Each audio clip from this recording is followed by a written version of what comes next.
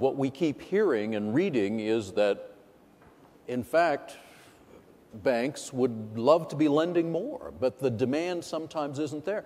What trends are you seeing in that now? All right. Let me just give a little bigger picture first. Things that aren't changing, technology is just driving change everywhere. It has been for centuries and it'll continue. It's faster. Talent, always a fight for talent. The market, if you actually look at the growth in the market that drives banking services, is growing like this. Right. I mean, if you talk about number of multinationals, amount of trade, GDPs of the world, high net worth of the world. Right. So forget people overreact to the vicissitudes of the market. Right. The real growth is like this. And then, the hard thing for us is to manage through the vicissitudes of the market. And when you look at credit, you got to look at everything, public and private. It's wide open, particularly the United States. I think there's some pressure in Europe, but the United States is wide open. I think people can get credit in China, et cetera. So the main thing, the real difference to me, and I think I'm going to say it's a broad issue and then it's very narrow. Government's role has changed dramatically since the crisis, kind of globally. Right. And governments, and the best example is Europe, where, to me it remains to be seen how that's all going to sort out. What's the role of government? What promises can they make? What can they accomplish? What can't they accomplish? What have they overpromised, which is becoming common? And then specifically for banks, it's both, I would say, regulation, but also the world is managing interest rates in a way that hasn't really happened since World War II. The central banks of the world, well, the United States Central Bank set the 10-year bond rate. Right. And it was 2.5% for 8 or 9 or 10 years. Right. And so that's unique. I mean, we're all struggling with it's a different world when central banks are managing interest rates. Right. The market still sets rates for a lot of different things, but a lot of being set by central banks too. Right.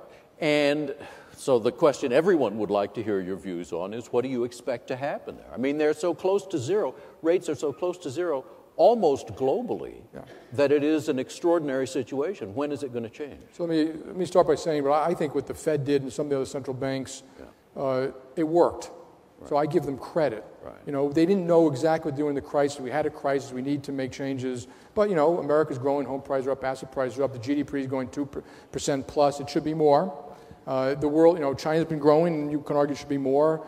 Europe is kind of flatlined, but you could argue it could have been worse. So it kind of worked.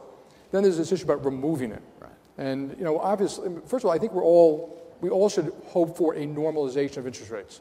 Right. That's a good thing. The question is, what are the circumstances when it happens? Right. So to me, the bookends are, it's really working. America's growing at 3 or 4%. We're adding jobs all the time. Everyone's making money.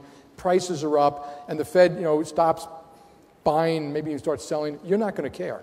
Right. It'll be okay. Right. There's huge liquidity out there. The circumstance where you're in a sustained recession with, possibly with inflation, like stagflation, well, it's a disaster.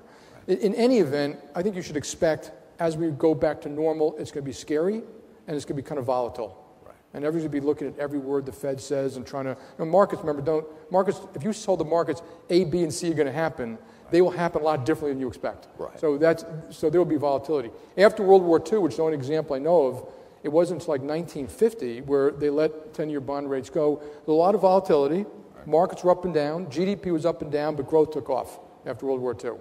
So I don't think it's right for all these people to say it's going to be a disaster. I think that's probably excessive.